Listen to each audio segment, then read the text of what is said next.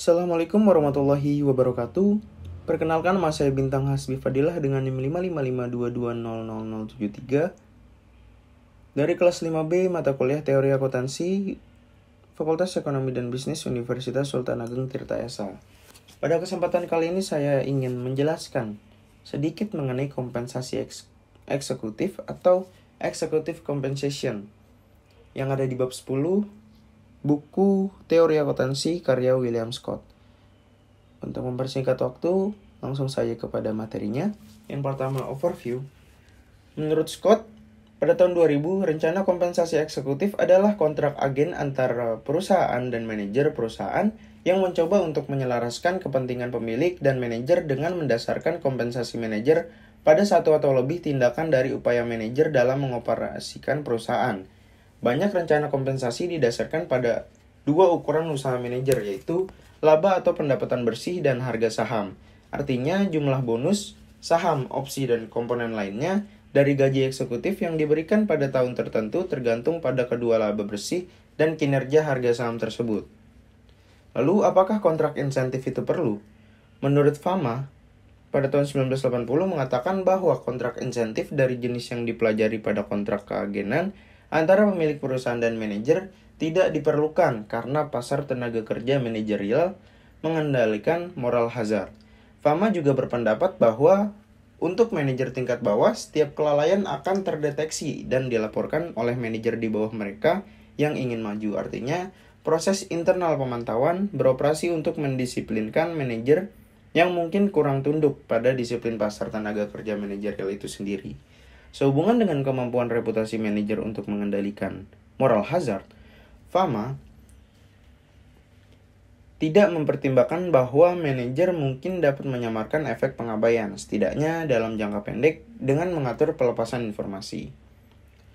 Lalu, rencana kompensasi manajerial. Contoh kasusnya yaitu pada Royal Bank of Canada atau RBC adalah salah satu lembaga keuangan terbesar di Kanada, menyediakan perbankan dan layanan terkait di seluruh Kanada dan internasional. Sahamnya diperdagangkan di bursa saham di Kanada, Amerika Serikat, dan Swiss. Informasi di bawah ini sebagian diperdagangkan di bursa saham Kanada, lalu sebagian besar diambil dari pemberitahuan rapat tahunan RBC pemegang saham biasa. Surat edaran surat kuasa manajemen pada tahun 2009 tetap ada bunga karena menjelaskan beberapa perubahan rencana kompensasi yang dihasilkan dari kehancuran pasar tahun 2007 sampai 2008. Dari surat edaran ini, rencana kompensasi eksekutif RBC terdiri dari 4 komponen. Yang pertama, gaji dibayar tunai, lalu penghargaan bonus, rencana insentif jangka panjang yang dibayarkan secara tunai, atau jika eksekutif memilih dalam unit saham tangguhan, di mana unit saham tangguhan itu dikonversi menjadi saham biasa RBC setelah 3 tahun. Lalu rencana insentif jangka menengah, yaitu penghargaan dibayarkan dalam unit usaha yang ditangguhkan, dan rencana insentif jangka panjang, penghargaan yang dibayarkan dalam opsi saham karyawan lalu atau ESO. Lalu teori kompensasi eksekutif. Yang pertama, proporsi relatif dari rencana kompensasi. Armstrong memprediksi bahwa efisiensi kontrak kompensasi mungkin meningkatkan apabila itu berdasarkan pada 2 atau lebih pengukuran kinerja. RBC kontrak yang dibahas di atas konsisten dengan prediksi ini. Lalu, apa yang menentukan kepentingan relatif dari laba bersih dan harga saham dalam evaluasi kinerja manajer? Jika pelaporan keuangan adalah untuk memberikan kontribusi untuk pencapaian tujuan ini, itu harus berhasil melengkapi pengukuran kinerja yang lain seperti harga saham. Lalu, yang kedua, upaya jangka pendek dan upaya jangka panjang.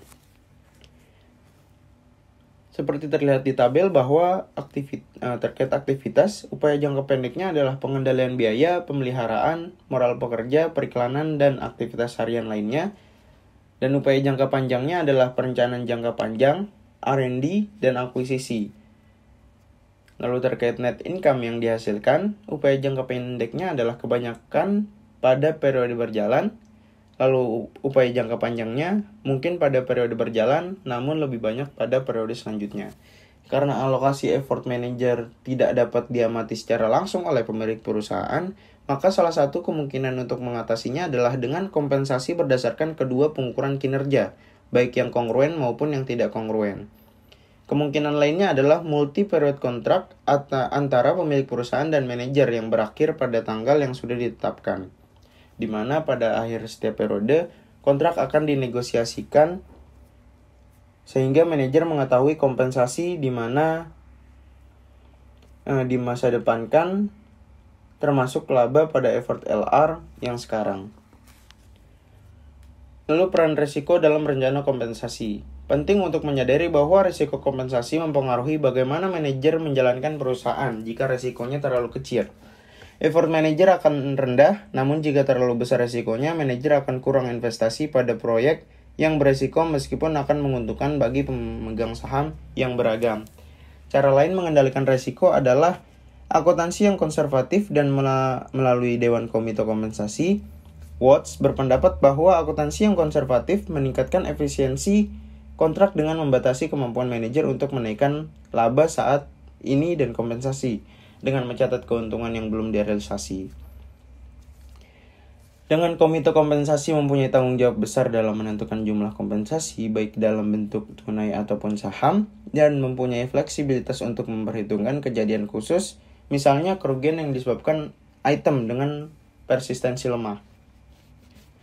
Meskipun risiko kompensasi perlu untuk dikendalikan, penting untuk beberapa risiko tetap ada. Manajer dapat mengurangi risiko dengan berbagai cara, oleh karena itu dibutuhkan perencanaan kompensasi untuk menghilangkan kemungkinan ini dengan membatasi kemampuan manajer menjual saham atau opsinya.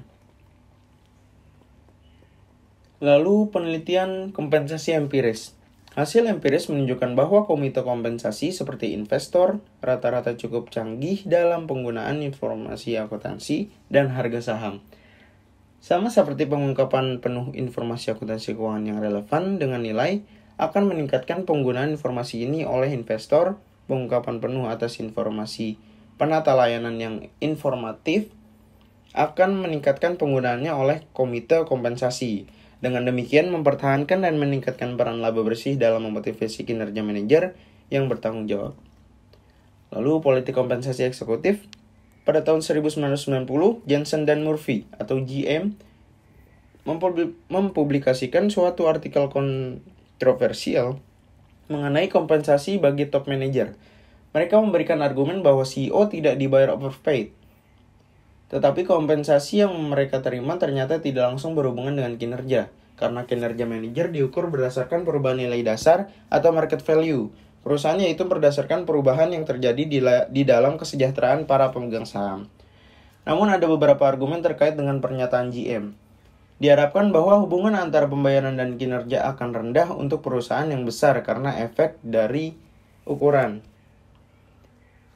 Lalu yang kedua, untuk perusahaan besar cukup sulit menurunkan resiko ke eksekutif. Dan yang ketiga, kompensasi manajemen lebih rendah dari yang diharapkan karena dapat diberikan dalam bentuk opsi saham yang berisi batasan kapan mereka dapat diuangkan. Lalu selanjutnya, kekuatan dari teori kompensasi eksekutif. The Power Theory of Executive Compensation menyarankan bahwa kompensasi eksekutif dalam prakteknya dikendalikan oleh manajer opportunity, bukan pada efisiensi contracting. Teori ini berangkat dari penelitian Bebock, Fred, dan Walker pada tahun 2002, mengakui bahwa batas kekuasaan manajer atas kompensasi yaitu outrage. Jika kompensasi yang diberikan menjadi terlalu tinggi, maka akan berusaha menghindarkan publisitas negatif. Cara untuk membatasi power manager bisa memakai keadaan pasar untuk mengontrol perusahaan, yaitu apabila manajer melakukan hal yang tidak memuaskan pemegang saham, maka pada suatu titik tertentu perusahaan dapat mengambil alih dan memberhentikan manajer yang bersangkutan. Selain itu, power management juga bisa dikendalikan dengan adanya corporate governance yang kuat. Kesimpulannya, bahwa jika laporan keuangan mempunyai peranan penting dalam memotivasi kinerja eksekutif dan mengendalikan kekuatan manajer. Peranan itu meliputi full disclosure, yang membuat komite kompensasi dan investor dapat melihat lebih baik hal-hal yang berhubungan dengan pembayaran performance, dan juga termasuk pembebanan stok, option, untuk membantu mengendalikan penyalahgunaan serta mendorong kompensasi menjadi sarana yang lebih efisien. Sebagai hasilnya, kinerja manajer yang bertanggung jawab adalah yang mendorong dan meningkatkan reputasi manajer dengan mengurangi informasi yang tidak komplit dan bias.